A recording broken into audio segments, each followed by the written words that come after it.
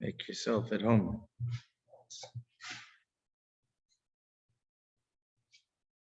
Start in 1 minute. Yeah. Let's go to Vayetze, to the beginning.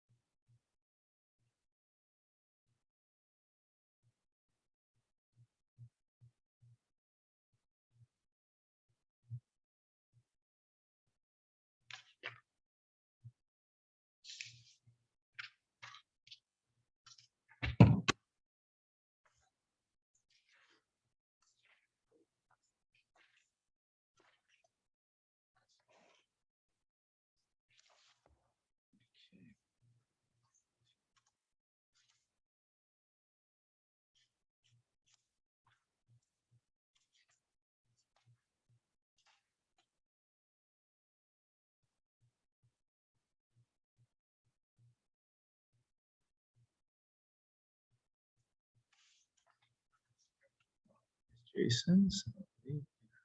Again.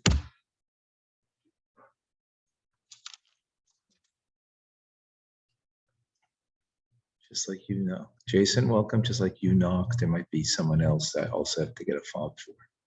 Yeah, I'll come. Yeah, if you hear. Jason, you're with us?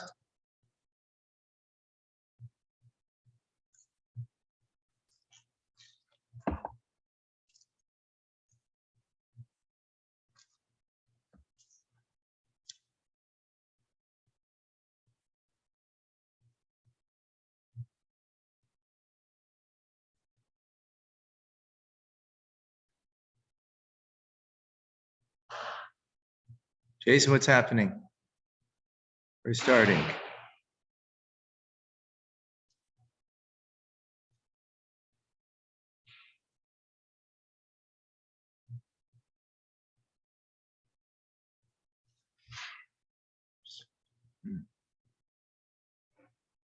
Oh, can you hear me? Good morning.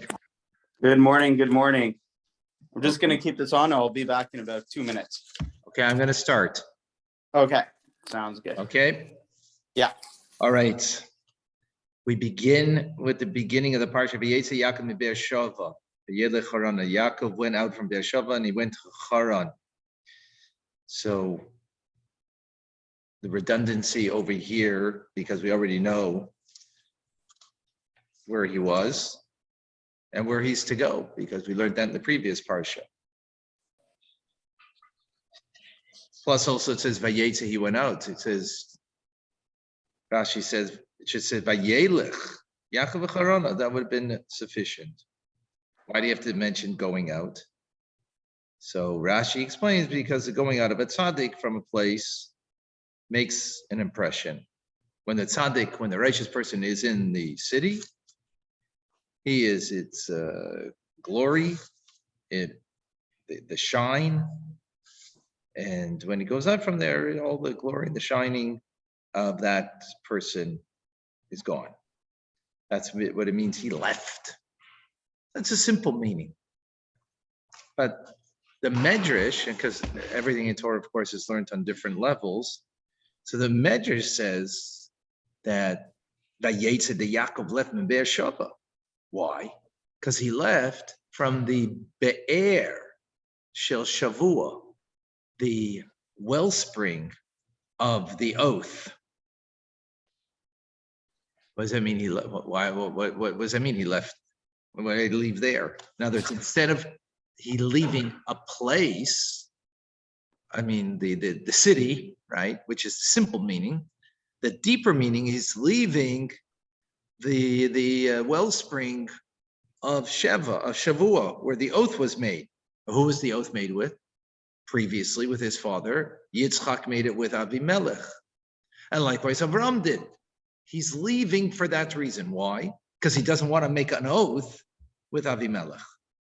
He, not like his father made an oath, and not like his grandfather made an oath. He didn't want to do it. Why? because making an oath means that he would not start up, that their descendants would not start up with his descendants for 7 generations, which meant that Moshe, the 7th generation from Avram, was the only one who then was able to conquer Sichon and Og, had to wait till then. Well, Sichon and Og is descendants of Avimelech. And then because of Yitzchak's oath, Shavua, right? Oath, it also means Sheva, 7, that had to wait 7 generations that from Yitzchak, which would be Yoshua, that he could enter the land and conquer the land. So now if Yaakov would make an oath, what would happen?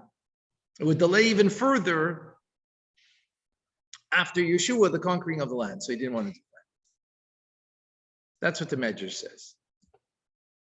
The question is, well, if that's the case, and Yaakov understood this, of course, Avram and Yitzchak understood this. So why would they make an oath with Avimelech, which therefore meant that he had to wait 7 generations?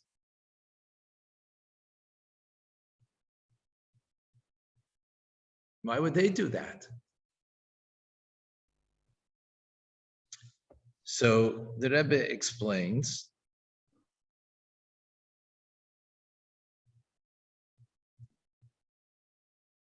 like this.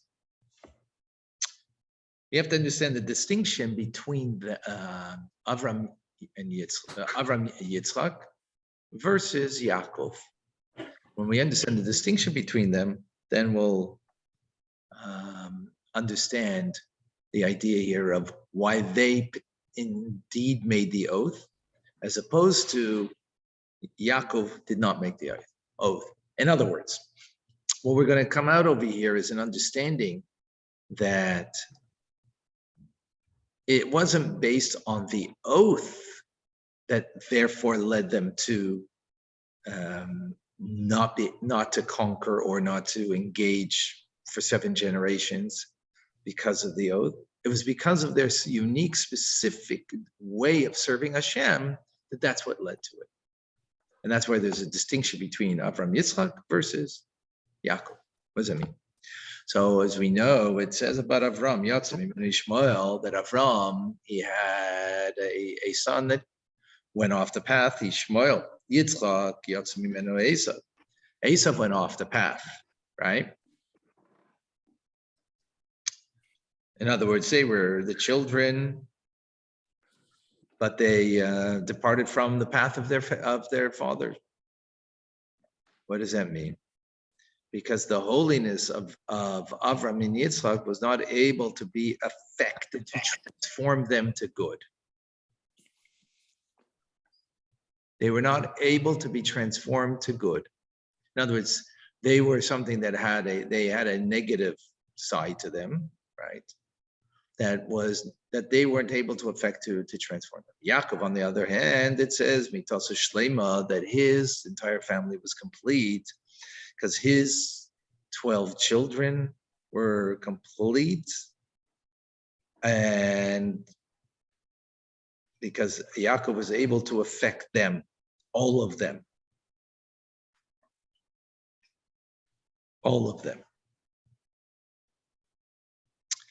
And this is the difference. Avram and Yitzchak, even though Yishmael did tshuva, right, and Esav ran after Yaakov and he kissed him, right? Nonetheless, their avodah was not something that they could make a real change in others. So Avram, even though he not only did he call out the name of God, but the Yakri, he made others call out the name of God. But that was not something that transformed them. In other words, it came to his home. They ate, they partook, and they blessed. But that blessing wasn't something that they were transformed with and understood on their own and accepted it on their own. And even Yitzchak, who dug wells and dug deep, those wells, right? Nonetheless, he wasn't dealing with evil that he was able to transform evil. Only Yaakov, who left Beersheba, he left his parents' home, he left the Holy Land, and he goes to Haran Avshalaylam. He was able to transform his environment. He was able to take negativity and to transform it. In other words, Avram and Yitzchak, they didn't transform negativity, they just didn't allow that negativity to affect them. Yaakov, on the other hand, was able to transform it into Kedusha. And that's the difference between them. In other words, Avram and Yitzchak is the avodah of tzaddikim, and Yaakov is the avodah of balei tshuva. Right? Meaning, a tzaddik keeps every negative thing at bay, but doesn't transform the negativity. A balei tshuva is someone who engaged with a negative thought or in something negative, and because of that was able to transform it to kedusha. So much so that that negative force becomes now a positive force, right? They're saying that where balei tshuva stand, the tzaddik. Exactly, right. Why? Because the tzaddik can't transform, right? The avodah, but by the way, it doesn't mean the person the tzaddik. It means the avodah of a tzaddik. So a tzaddik can do the avodah of balei tshuva, right? So we're talking about the uniqueness of that service. Okay.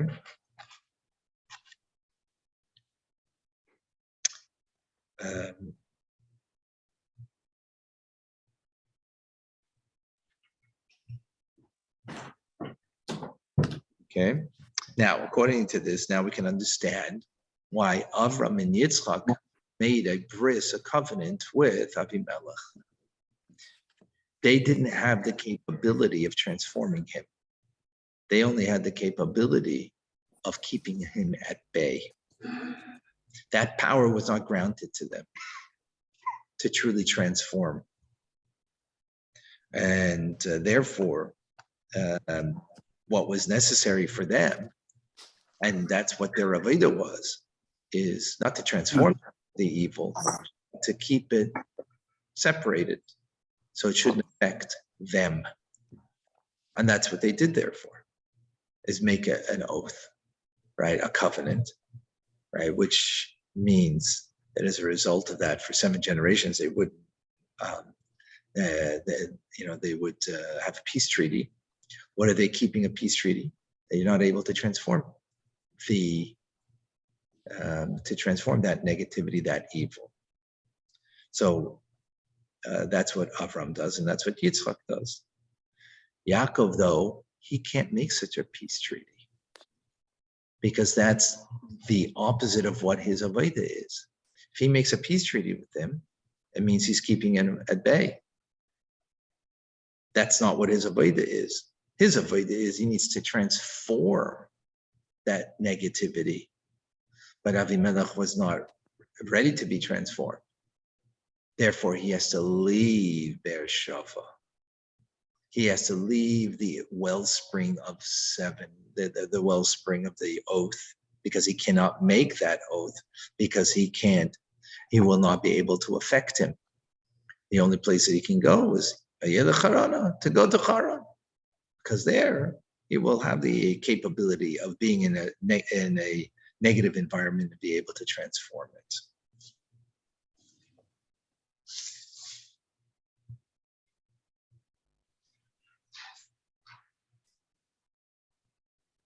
Did Yaakov only stay in Yisrael as well, like Yitzchak? No, he went to, that's, we just said he went to Haran. Haran is Mesopotamia, even in Iraq, right? Okay. That's where he went. Okay. Why? Because he has the capability. In other words, it was granted to him the capability that was not granted to his father and grandfather, Avram and Yitzchak. They were able to influence people, not in a way of transforming them. Wasn't given for them, or they didn't develop it? they could like. I think it was not meant for them. It was not meant for them to have that.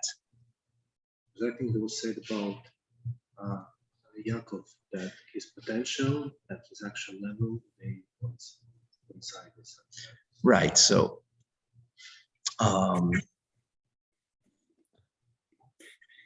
That cannot be said about the tzaddik because they could be higher. right. So, in any case, whatever it is, it's just not something that they were given. They weren't given the capacity for that. Right. They weren't given the capacity. In other words, Yaakov was given that capacity that he could transform. Right. We see he had Ishmael. He could affect Ishmael in a way to transform him. Right. His negativity. Yitzchak had Esav. He wasn't given the capacity to be able to transform him. So, in the very, where do you see it is in the very core of their, very immediate surroundings, their own children.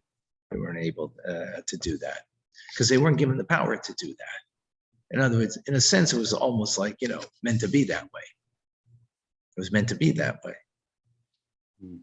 Right? In other words, you have to understand everything's happening on many dimensions over here. So, it was meant to be that way because Ishmael should not be the inheritor of the Jewish people, and Esav was also not to be the inheritor of the Jewish people. So it's like one thing is dependent on the other. It's not like what came first, the chicken or the egg. What came first, the chicken or the egg? Both came first. Right? Both came first. There was a chicken and there was an egg. Right? So that's an important idea to appreciate, so both things came, that it had to be this way. Therefore, their avodah was this way because it had to match what has to be their destiny and what they need to accomplish. So it's not a negative thing about them. It just means there is something more about Yaakov. That's all it means. And I think that's the key over here. Is that clear? Yeah? Yeah. Let's go into another thought. If you have a Chumash, go to chapter 29, verse 32. Chapter 29.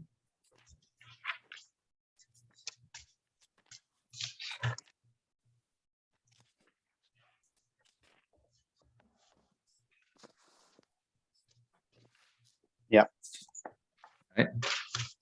So let's read the verse itself. V'tahar, V'tahar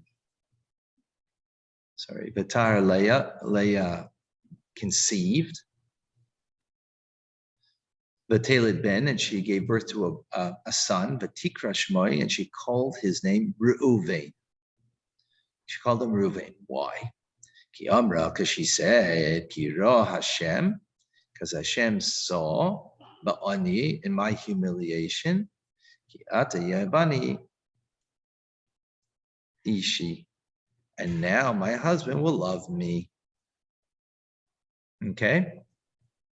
So Reuven means to see a son. God saw in her humiliation, therefore gave her a son, right? And because of having a son, now her husband will love her, right? What was the humiliation? Is that Leah was, second fiddle and not the preferred, right? Rachel was the preferred. But now, she's going to be preferred, right? What does Rashi say? Is that clear?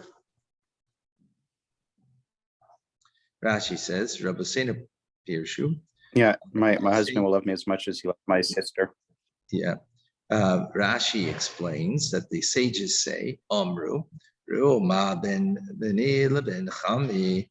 Look at the difference. Re'eh means to look, right? Look at the difference between My son and my father-in-law's son, meaning Esav, right? Yaakov, that my father-in-law's son, right? Esav, he sold the firstborn rights to Yaakov. And this one did not sell to Yosef. In other words, Reuven didn't sell it to Yosef, right?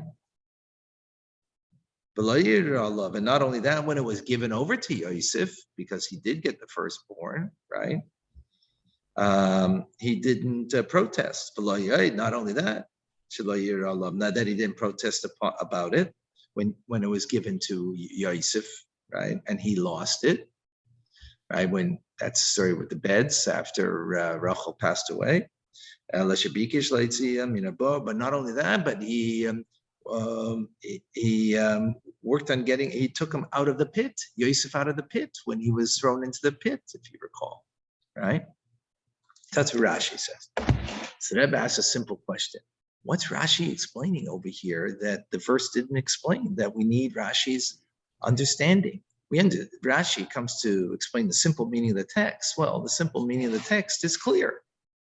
She said that the name Reuven is because God saw in her humiliation and gave her a son in order to make Yaakov closer to her. That's the reason of his name. So what do you get bringing what the sages say? For the Talmud to say that, that's okay. But for Rashi to bring down just because that's what the sages say in the Talmud, that's not okay unless it fits in with the simple meaning. Well, first of all, we have an explanation of what it means. Secondly this is a different explanation. It's not the explanation that the verse is saying. So it seems to be contrary. Not only you don't need an explanation, but it's not the same explanation. Is that clear? Yeah, what's going on? Yeah. So Rebbe explains like this. Rashi has a problem with the verse says. It says now that she feels that Yaakov is going to be beloved to her. But why? We already know that she isn't. Because she's going to have a son, therefore she's going to be now beloved to him. Why should that change anything? First. Secondly, Rachel is also going to have a child. So okay, she didn't have one now, but she's going to have a child. So if she's going to have a child, so therefore, they knew in prophetic vision that they're going to have children, that there's going to be 12 boys altogether. The question was the lineup of how many, that was not clear. But they knew that there were to mother the Jewish people. So what is she thinking that's going to bring closer? And furthermore, how do you know that this child is going to be a child that Yaakov is going to take pride in? Look at the chazaka. Well, it's not a chazaka, but look at the past. What's the past? Who's the firstborn of Avraham? Yishmael. He went off the path. Who's the firstborn of Yitzchak? Esav went off the path. Mm. So who knows if this firstborn is going to be on path or not? Right? That's why Rashi has to bring what our sages say in the Talmud. What their sages saying in the Talmud is not giving a different explanation. Is giving a further explanation of why she felt that Yaakov will love her. Because not only she's giving a son, right? But she's giving a son that's not like Esav, right? That's not going to be, he's not going to sell the firstborn right. And not only is he not going to sell the firstborn right, but when it will be indeed taken away from him, he's not going to protest. He's not going to be upset. Look what kind of mensch he is. And not only that, not only doesn't he harbor any negativity towards Yosef, the fact that he will lose ultimately his rights, but he even takes him out of the pit. or he wanted to take him out. In the end, he didn't take him out of the pit because he went that day to serve his father, and therefore, yeah. But he was very upset that they had sold him off, right? Because he wanted to take him out of the pit. So in other words, it wasn't enough that she had a son, right? But what kind of son? That's what's going to bring him closer. That's what's going to bring him closer. Not a son, but Yotze Mimenu, right? As Ishmael, or Yotze Mimenu, Esav as his father and grandfather. Or yeah, I mean. So she knew that she would have a son who would follow the ways of God. And exactly. And that's Rashi's explaining, Rabbi. Rashi's not giving this another explanation. This is explaining what the verse is talking about. Rabbi Seinu, Amru, our sages say, in other words, to explain how she thinks that this is going to bring him to love her. That's the explanation Rashi's giving to the verse, not a different explanation. It is the explanation of the verse. Right? Is that clear? Yes. Did Abraham and Yitzchak, they have a similar prophecy about their firstborn children, that they're going to go astray? Go astray? Yes. I don't think so. No, Or no, it's not like- at all. or it's Not at like- all, because But what's when it's like- Avram wanted his Ishmael, lo yichya Ishmael lefanei. Right? He wanted that his son should follow the path, and Yitzchak wanted to give the brachas to Esau. So no, so they didn't, I mean, they knew of the negativity, but they, were hoping for something positive to come out. Works with the prophecies. When it's negative, it's turned into positive, but when it's positive, it's going to be positive. It's going to be Anyways. exactly.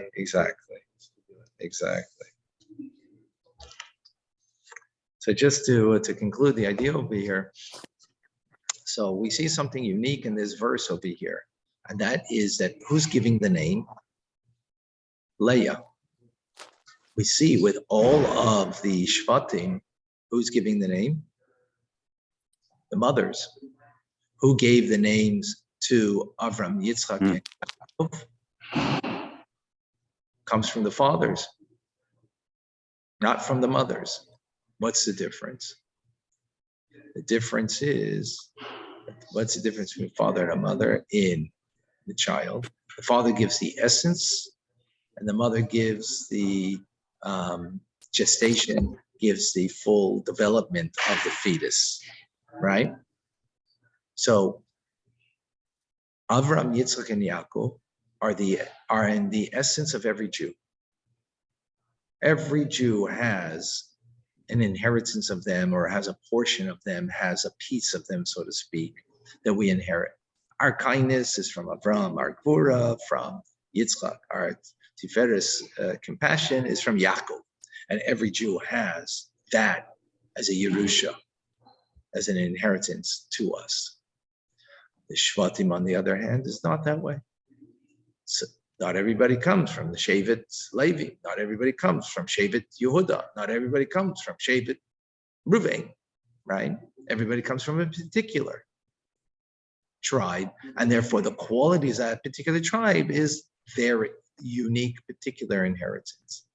So with that, we understand that why, when it comes to the Avos, that the names are given by the father, because they are the ones who give the essence in the seed of the father, is the essence of the child, right? And therefore, they're called by the father. But when it comes to the Shvatim, it's the mothers that give, because the mothers are giving the particular details. They're giving the development of the fetus into not just a nebulous seed, but into a head, a hand, a foot, a toenail, and so on and so forth, of all of the details. The details are of each Shevet, that are the details that are unique to every individual soul, or what tribe you come from. And therefore that comes from the mother. Got it? Clear? yeah, Okay, that's it for today. man. Good day. Have a great day. All the best. You will.